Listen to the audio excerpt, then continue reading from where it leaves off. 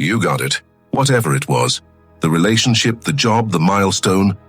The goal you built your entire momentum around, you got it. And you remember the specific moment you realized it was not going to feel the way you needed it to feel. Not instantly. It arrived quietly. A few days in, maybe a few weeks. The specific deflation of reaching a destination and discovering that the feeling you expected to find there was not there. And you told yourself you were being ungrateful. Told yourself the feeling would come. Told yourself you needed to give it time. But underneath all of that was the specific and persistent awareness that something is missing, not from the goal you reached, from something you cannot quite locate or name, something that achievement was supposed to address, and did not. Carl Jung called this the most significant psychological experience of the modern era. Not because it is pathological, because it is pointing toward something that almost nobody in your life has ever told you honestly about. Stay with me, because the answer is in this video. But it is not the answer you have been given before. Here is the first thing I need to tell you. The feeling is not a symptom of ingratitude. It is not evidence that you are broken or that you want too much, or that you are constitutionally incapable of being satisfied. It is something far more specific than any of those things.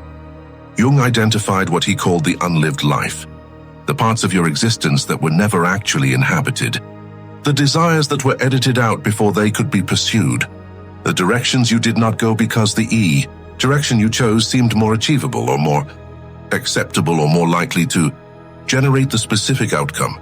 The world around you had taught you to want, and the feeling that something is missing is not the absence of enough success. It is the presence of everything you sidestepped to get there, still waiting, in the specific interior space where the life you were supposed to live has been holding its position since the moment you turned away from it. Wait, because what I am about to say next is going to explain the pattern of your entire adult life. Jung made an observation about achievement that the culture you grew up in never taught you. He said the ego, the part of your mind that sets goals and pursues them, is not the whole self. It is one part, and it is the part that responds to external metrics, that knows how to measure progress, that can orient itself toward a destination and move toward it with focused efficiency. But beneath the ego, there is what Jung called the self, the totality of who you actually are, including the parts that the ego's agenda never consulted, the creative impulse that kept asking for 15 minutes every morning that never came, the direction that felt right in a way that did not fit into a 5-year plan, the specific quality of experience, a kind of depth or meaning or aliveness that the career or the relationship or the goal was supposed to deliver. But that was never actually available from those sources, because it is not a deliverable. It is a way of being, and ways of being cannot be achieved. They can only be inhabited. Here is the specific mechanism of the feeling, and this is where Jung's psychology becomes something you can actually use. Every time you chose the achievable goal over the authentic direction, every time you pursued what was measurable over what was true, every time you built something genuinely impressive while the unlived life waited quietly in the background, something accumulated, not in a dramatic way, not in a way that produced immediate crisis, in the slow and persistent way of something that has been deferred indefinitely without ever being resolved. Jung called this the inflation of the persona, the gradual thickening of the constructed self at the expense of the actual one. You become very good at the version of yourself built around achievement, and increasingly distant from the version that knew what you were building it for. Until one day, you look at everything you built and cannot remember the answer to the question that was supposed to make all of it worth it. What was this for? But here is the part that will change how you understand every restless moment you have had. The feeling of something missing is not your psyche punishing you for the wrong choices. It is your psyche communicating the right direction. Jung said this with a precision that I want you to sit with. He said the unlived life does not go away. It does not accept permanent deferral. It accumulates pressure in direct proportion to how long it has been waiting. And it communicates that pressure through the specific and often inexplicable sensation of insufficiency that no external achievement can address, the restlessness after the promotion, the emptiness after the relationship milestone, the persistent sense of something missing in a life that from the outside looks complete. This is not ingratitude. This is the unlived life, pressing upward, refusing to be indefinitely deferred, asking the question that the achievement was supposed to make unnecessary. But that is actually more urgent now than it was before. What do you actually want? Not what you are supposed to want. Not what you have been working toward because it was achievable and logical and something you could explain to other people. What you actually want. And here is where I need to be honest with you about something that self-help culture consistently gets wrong about this. The answer to that question is not something you think your way to. It is something you remember, because you knew the answer before the achievement framework was installed, before the 5-year plan was written, before the specific metrics of success that the world handed. You became the lens through which you evaluated your own desires. You knew, in the way that children know, in the way that the specific quality of aliveness that certain things produced in you when you were young, before you had learned to edit your desires for palatability.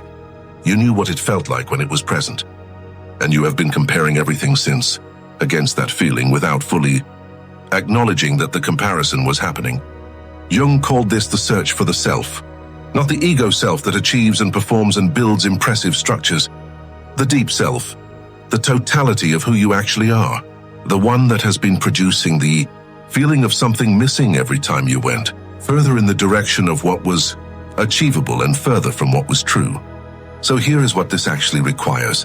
Not a new goal, not a bigger achievement, not the next milestone that will finally produce the feeling that every previous milestone failed to deliver. It requires a different kind of attention, directed inward rather than forward. Jung called it active imagination and the specific practice of attending to the interior, life with the same seriousness you have been giving to the external one, asking not what can I build next, but what have I been not building? What direction does something in me keep? Returning to that I have been dismissing as impractical or unrealistic or incompatible with the life I have already constructed.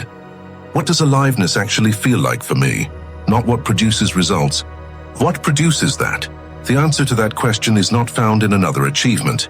It is found in this specific willingness to stop long enough to notice that it has been trying to tell you something for a very long time. In the language of the feeling you have been calling something is missing, when what it actually is something trying to be found. Jung said the unlived life is humanity's most persistent suffering. Not the things we failed at, the things we never tried, not the goals we could not reach, the directions we never walked, because they were harder to explain and harder to justify and harder to measure than the ones we chose instead. The something missing you have been feeling is the unlived you, pressing against the surface of the life you built, not to destroy it, to complete it with the parts that achievement alone could never contain. You are not ungrateful. You are not broken. You are not someone who wants too much.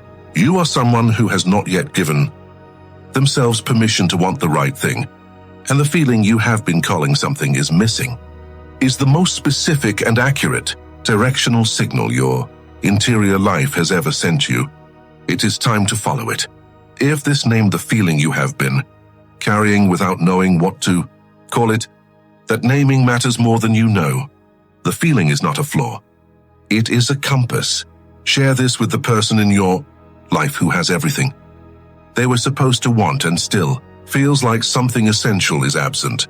They need to hear that the absence is not ingratitude. It is direction.